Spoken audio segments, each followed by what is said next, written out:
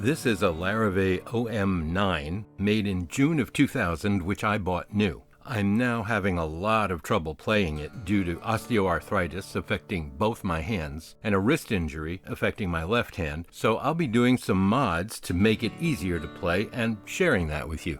The soundboard has darkened to a beautiful honey color. It's got very perpendicular grain and shows a lot of bear claw figure and silk, or medullary rays. Bear claw figure used to be considered a cosmetic defect, and some would still call it that, but it's associated with larger, more mature trees and may indicate a higher stiffness to weight ratio. So nowadays, people look for it as possibly having better tone. Other people just like the way it looks. I'm one of those. I find that its very randomness makes the instrument seem more a product of nature than technology. It's imperfect and unique, like a fingerprint. For me, it adds value.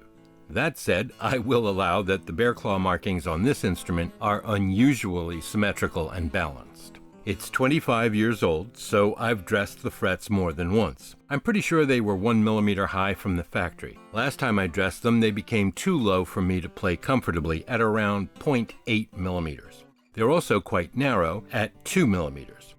Low, narrow frets like that would be ideal for a player with a precise, light touch, like the late, great Tony Rice.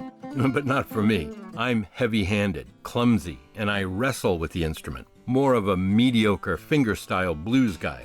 I mean, at my best, which I am not close to at the moment. I haven't played at all for the better part of a year.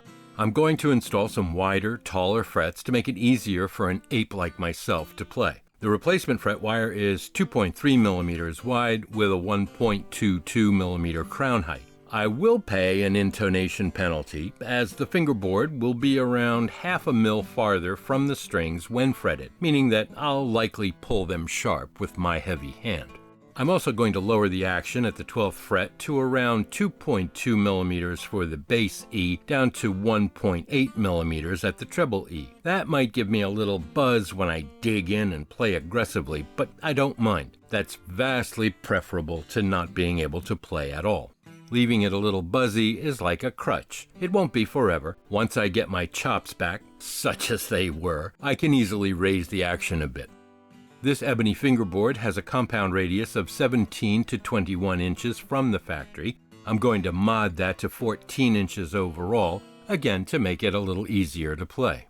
With higher frets and a different radius, it will need a new saddle and nut, which is fine, as I never really liked the original ones, which are made of tusk, a plastic that over time develops this unappetizing grayish beige color. I have a little tool that I modded for fret removal and I want to test it. It straddles the fret and applies down force on a small area. My hypothesis here is that force over a smaller area means increased downward pressure to prevent chipping. If I sense that these are glued in, I'll heat them with a soldering iron. But they're coming out all right, so I'll just press on. I wouldn't call this an improvement over the normal, wider fret puller. Actually, I might like this gizmo a bit less, so now I know. I'm going to put a little tension on the truss rod, about 15 or 20% of its maximum. This should give me room to add some relief by slacking it off. It's more likely I'll be cranking it up a bit, but I like to have options. Use the sanding block with care. Slide past both ends of the fingerboard by at least half its length to avoid taking proportionally too much off the middle section. If you have a good feel for this kind of thing, you can reduce pressure over the area where the block's entire length passes. Stop sanding as soon as you get a fresh surface, then remove scratches by sanding lightly with finer grits. There's no wear here next to the nut, and that's why this is coming down, because there's actually just a little bit more wood there. But be very careful of rounding at either end. Very careful of rounding, okay? You just do this very, very carefully. Very carefully. I immediately started feeling uncomfortable videoing myself, so I'm not going to show the work on the guitar because the camera and lights affect how I position myself and my hands and how I move, and I'm not taking any chances with my instrument. If I screw up a cup of coffee because the tripod's in my way, who cares? But with something like this, an unexpected bump or awkward move can end tragically. Nowadays, my eyesight is poor and my hands aren't nearly as steady as they once were. I have a bound fingerboard, so I'll cut an oversized length of fret wire, nipping the tang off one end, then measure from that end across the slot and trim it, leaving it a bit oversized. You can bend the crown back into shape easily. When you file the remaining tang, not much can go wrong except maybe accidentally filing the underside of the crown. Ask me how I know.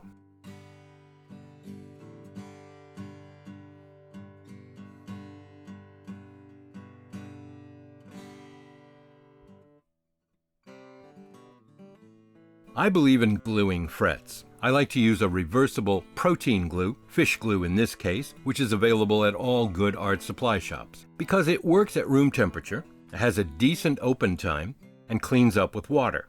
Super glue gives you no open time, and Titebond takes too much heat to soften later, so you might damage the finish or the plastic binding. Incidentally, you can clamp the radius sanding block onto the frets until the glue dries. This one is long enough to do the job in 2 steps. I never liked this little piece of binding. It started to shrink after a few years and I was going to replace it, but now I think I prefer the look without it, so I've just trimmed the side pieces. Now that looks pretty good. I just need to file the fret ends to get a bevel, and not much of one, like 20 degrees. I like to preserve as much fret length as possible because I'm clumsy. I'm going to round the edges more than bevel them. I'll check how even they are. If I have to level them, I may have to recrown them as well, but I want to preserve as much crown height as possible, so we'll see. I'm hoping not to have to level them at all. So that worked out nicely. Only the frets over the fingerboard extension, like from 16 down to 20, needed to be leveled and recrowned. The rest are fine, and I'm pleased to leave them untouched. I planed the bridge down years ago, and it's a little over 7 millimeters thick, or 5/16, which I would call a minimum, so there's no going thinner.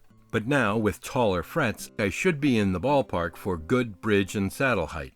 And that is quite acceptable, so I won't need to reset the neck. I removed the original clear pickguard. It had straight edges and corners, because it was supposedly invisible, but it was fastened with contact cement and the edges attracted dust and grime, so you could see the outline of it, and it just looked cheap. Since I've got an ebony bridge and fretboard, I'm thinking of a traditional Martin shape using ebony veneer, but we'll see. Tortoiseshell plastic is always an option. Time for the new nut and saddle. I try to minimize clearance over the first fret. Nut clearances are also a source of intonation mischief. I'm going to use unbleached bone for both parts. They'll look good with the fingerboard binding. For shaping them, if you haven't got a stationary belt sander, which really makes it a breeze, you can use some double-sided tape and sandpaper and some files and a scraper. And don't be afraid to stick the workpiece to the vise or to the bench. As the nut and saddle become smaller, they become harder to grasp firmly and get a good feel for their dimensions. Using double stick tape, just the adhesive layer, gives you great grip and lets you work the pieces evenly by feel.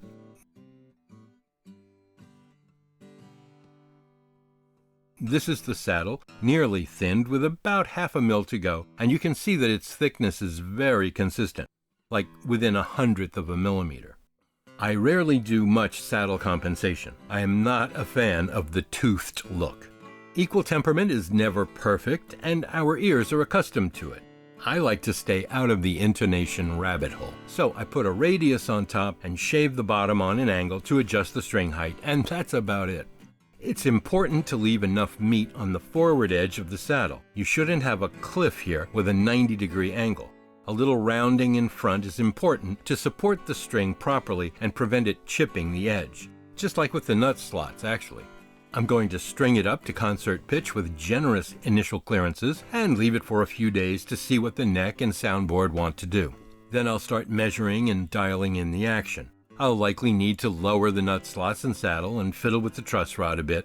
Each of those adjustments can affect the other two, so you want to take your time and sneak up on your final setup.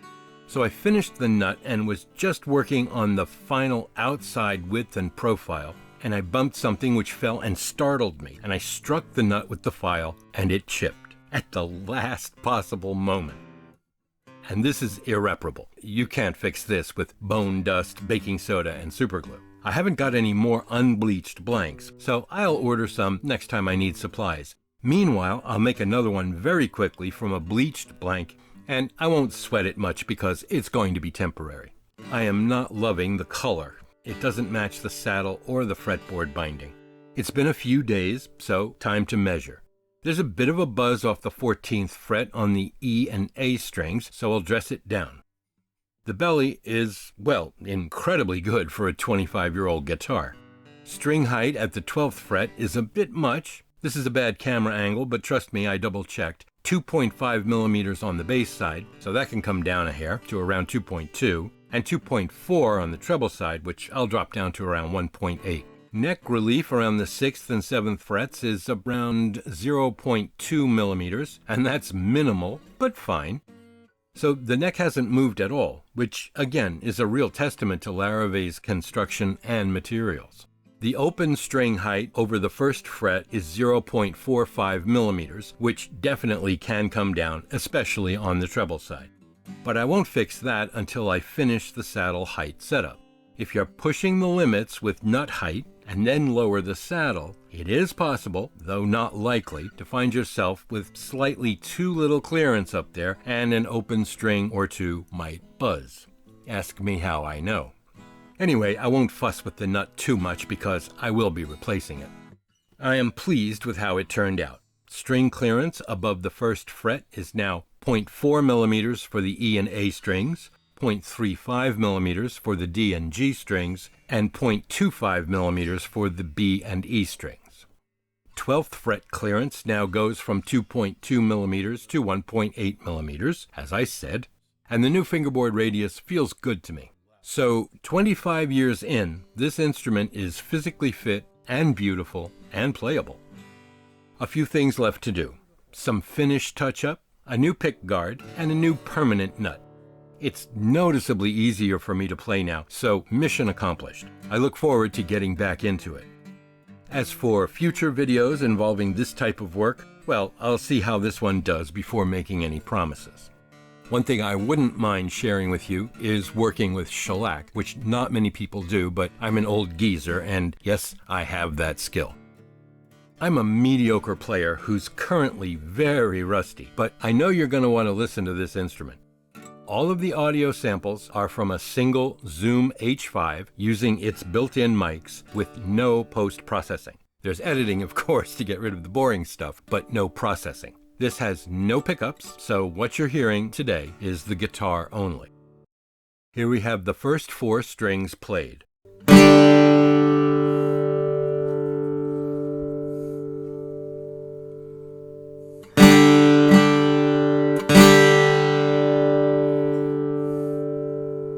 And here is an open D chord.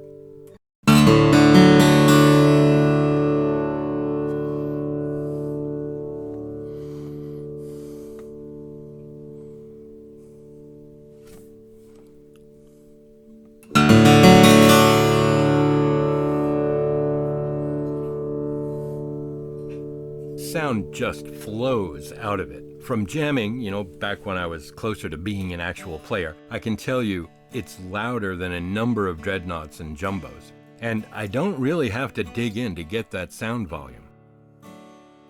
It's certainly not bluesy. It sounds more like a piano, but I am really delighted with it. Good looks, volume, balance, resonance, and sustain. It's a real treasure. I hope you enjoyed seeing it and hearing it. Cheers.